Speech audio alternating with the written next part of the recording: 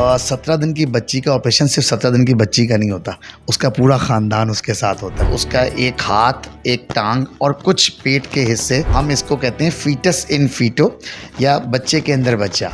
So what we found out, हमें ये पता लगा कि वो जो ट्यूमर है वो बेसिकली एक और बच्चा है। अस्सलाम वालेकुम नाज़रीन, नई न्यूज़ एचडी के प्लेटफॉर्म से मैं हूं आपका मेज़बान मुज़म्मिल अशरफ। नाज़रीन, गुज़िश्ता दिनों फैसलाबाद में अपनी नौइयत का एक अनोखा वाक़या पेश आता है।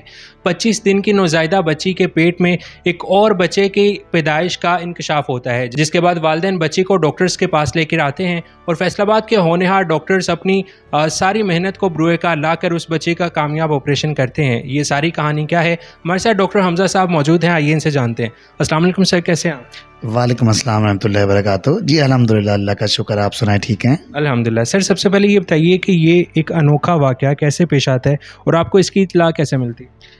एक्चुअली ये एक बेबी थी जो तकरीबन 17 दिनों के ऊपर हमारे पास हॉस्पिटल में लाई गई ना। वो पैदाइश से ही इसको थोड़ा सा पेट फूलना और पेट सूजने की कंप्लेन थी। 17 दिन पे जब उसका पेट बहुत ज़्यादा फूल गया तो वो हमारे पास हॉस्पिटल में लाई गई और हमारा पहला शक ये था कि शायद इसकी आंतड़ियों में या पेट में कोई इशू है जिसकी वजह से सूजा हुआ है।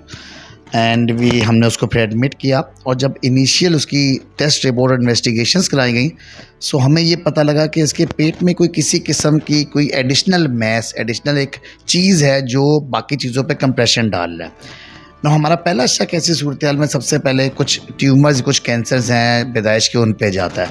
सो हमें पहले वो लगा और इसीलिए हमने इसका CT स्कैन एडवाइस किया जो हमारे हॉस्पिटल से तकरीबन हुआ। और उसके बाद फिर हमें शक ये पड़ा अगेन कि एक डिज़ीज़ होती है जिसको हम टेराटोमा कहते हैं, ये भी एक पैदाइशी कैंसर की एक वैरायटी होती है, कि ये प्रॉबेबली वो है।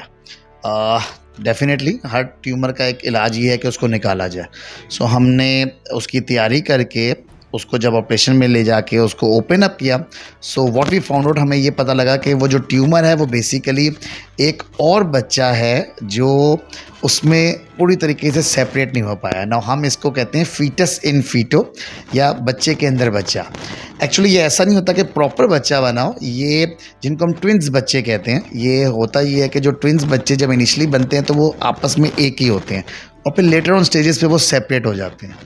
इस कंडीशन पर्टिकुलर में वो सेपरेट नहीं हो पाते हैं और वो जो एक बच्चा है वो दूसरे बेबी के अंदर कुछ पार्ट्स में डेवलप हो जाता है। सो जो हमने जो रिट्रीव किया उसका एक हाथ, एक टांग और कुछ पेट के हिस्से मुकम्मल तौर पे बने हुए थे, अदरवाइज़ बाकी उससे उसके डेवलप नहीं हो पाए थे। सो ये एक तरीके का पैरासाइट उस बच्चे के लिए नुकसानदेह चीज़ होती है कि जो ऑलरेडी ज़िंदा बच्चा है उसके अंदर ये उसकी न्यूट्रिशंस एब्जॉर्ब ना करे।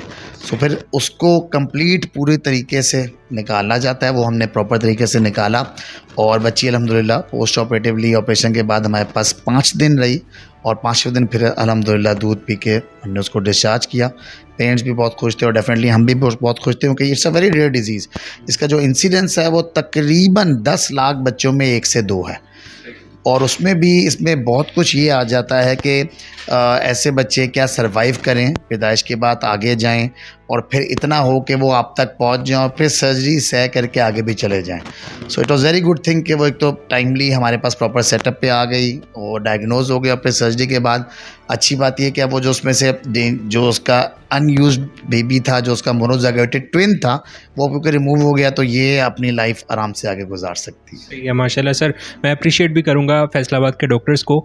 मज़ीद ये बताइए कि वालिदैन जब लेके आते हैं वो क्या समझते हैं कि हमारी बच्ची को क्या है, और जब आप बताते हैं कि एक और बच्चा है जो कि जन्म ले रहा है तो फिर उनके क्या तासुरात होते हैं? देखिए, इसमें सबसे इम्पोर्टेंट चीज़ ये है कि जैसे ये वालिदैन भी अर्ली स्टेज पे हमारे पास ले आए, उन्होंने देखा कि 17 साल के बच्चे का पेट फूल रहा है तो सबसे पहले कुछ ना कुछ प्रॉपर बच्चों के डॉक्टर के पास लिया जाए तो डेफिनेटली ताकि वो अर्ली डायग्नोसिस हो जाए। सबका ख्याल ये था कि शायद ये अल्लाह ना करे कोई ट्यूमर है जो ग्रो कर रहा है। फिर जब हुआ तो उनको हमने एक्सप्लेन किया तो एक बार तो उनको भी बड़ी मतलब it was a sudden shock for them कि ये क्या चीज़ है, जैसे बहुत रेयर है, नहीं अंदाज़ा। देन वी टॉट देम, जैसे मैंने आपको समझाया कि वो एक ये ट्विंस का ये था और ट्विंस प्रॉपर नहीं बन सका।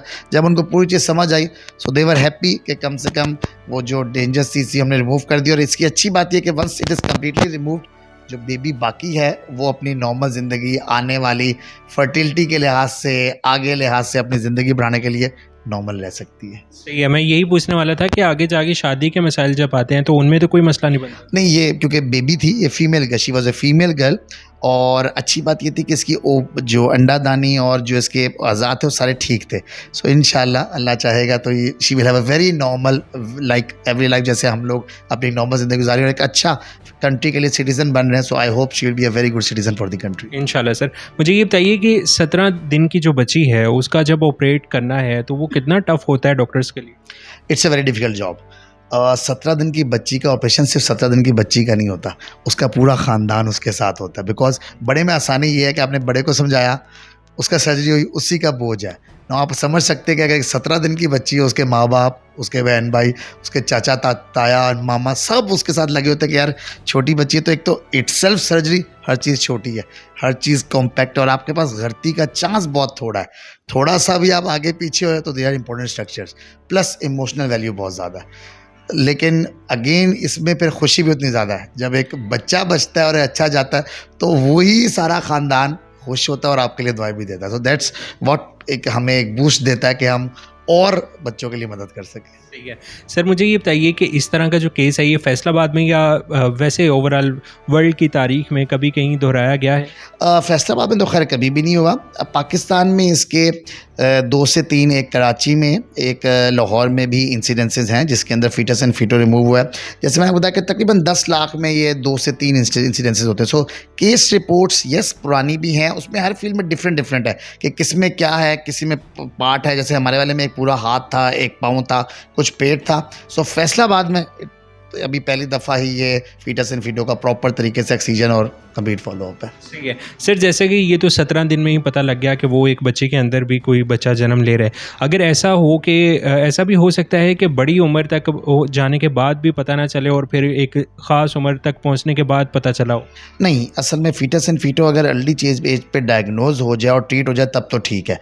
अगर बहुत लेट हो तो फिर ये एज ए पैरासाइट उस दूसरे बेबी को अंदर से डिस्ट्रॉय कर देगा, उसकी सारी एब्जॉर्प्शन लेता रहेगा और वो फिर उसे एज ए ट्यूमर उसको या तो वो सर्वाइव ही नहीं करेगा या फिर उसमें ऐसी कॉम्प्लिकेशन आ जाएंगी कि उसकी बहुत रेयर है कि वो ज़िंदगी आगे। तो ये usually first year of life या इनिशियल पीरियड्स ऑफ लाइफ में आ जाता है।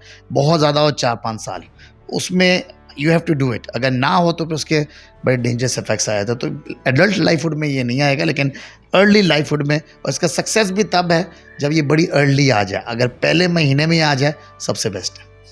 सर वेरी लास्टली ये बताइएगा कि इस तरह के जो केसेस होते हैं उनके अंदर बचने के कितने चांसेस होते हैं एक बच्चे के, और क्या कभी ऐसा हुआ है कि हम जो अंदर वाला बच्चा है वो भी पूरी तरह ग्रो कर पाए? वेरी डिफिकल्ट क्वेश्चन है ना। हिस्ट्री में जितनी भी केस रिपोर्ट्स हैं अभी तक कोई ऐसा नहीं हो सका कि दूसरा फीटस जो है वो, क्योंकि वो कभी भी पूरा डेवलप मिलता नहीं है। So regarding that fetus no, उसमें तो कभी भी, जैसे मैं बोला कि वो कभी भी नहीं बचता। हाँ, लेकिन ये है कि अगेन इसमें जो पॉइंट ऑफ इम्पोर्टेंस है वो है अर्ली प्रेजेंटेशन। अगर तो स्टार्ट में within 1 month, within first year of life baby आ जाए, फिर तो देयर आर गुड चांसेस। उस वक्त डैमेज कम हुआ था बेबी के, जो नॉर्मल बेबी है उसके सर्वाइबिलिटी के चांसेस अच्छे होते हैं। लेटर ऑन जैसे जैसे टाइम गुजरता है फिर यस, कभी कभार हिस्ट्री में ऐसा भी है कि कुछ केसेस में जो इवन नॉर्मल बेबी है उसको फिर डिफ़िकल्टीज आई, मुश्किल आई अगर वो लेट प्रेजेंट करे। सो जितना अगर अर्ली करे there are good chances, 90-95% success rate है। Later on it decreases. सही है सर। ये जो केसेस हैं ये सिर्फ नेचुरली बेस्ड होते हैं या कोई बायोलॉजिकल डिसऑर्डर भी होता है? No, normally foetus in feto जो है ये सोमेटिक वेरिएशन हम कहते हैं, आसान ज़बान में ये अल्लाह ताला की तरफ से होते हैं। तो उसमें एज सच कोई फैमिली में रन नहीं करते। कुछ बीमारियां हैं जैसे थैलासीमिया है, बड़ी मशहूर बीमारी है, हमारे पूरे पाकिस्तान में बहुत कॉमन है। इस तरह की बीमारियां जो फैमिली में, मतलब एक बच्चे, एक अल्लाह ना करे एक किसी का थैलासीमिक बेबी पैदा हुआ है तो उसमें बड़े चांस हैं कि अगले बेबी भी थैलासीमिक हो, तो उसमें हम उनमें टेस्ट एडवाइस कर देते हैं। Fetus in fetu it's not a hereditary disease, ये फैमिलीज़ में नहीं रन करना, सोमेटिक आ जाता है। जैसे मैंने बताया कि वो ट्विन्स सेपरेट नहीं हो पाए। सो ट्विन्स हर फैमिली में बार बार नहीं आते, तो अगर एक बार हो भी गया इट्स ऑलमोस्ट निग्लिजेंट चांस कि उस फैमिली में दोबारा हो। सही है सर, बहुत शुक्रिया आपके वक्त का। यकीनन नाजरीन आपने देखा कि फैसलाबाद के डॉक्टर्स ने कैसी महारत के साथ एक 17 दिन की बच्ची के पेट में से एक और बच्चे को निकाल के उस बच्ची की जान को बचाया है। मुझे दीजिए इजाज़त, अल्लाह हाफ़िज़।